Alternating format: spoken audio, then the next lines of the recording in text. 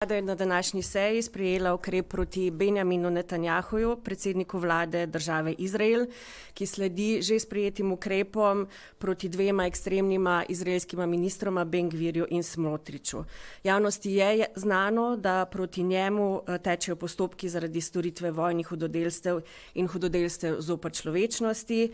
Med drugim je javnosti enako znano, neodvisna preiskovalna komisija Sveta za človekove pravice Združenih narodov je v poročilu o dogajanju v Gazi 16. septembra 2025 ugotovila, da Izrael nad Palestinci izvaja genocid. To je bilo prvič, da je OZN izraelska ravnanja v Gazi označila za genocidna.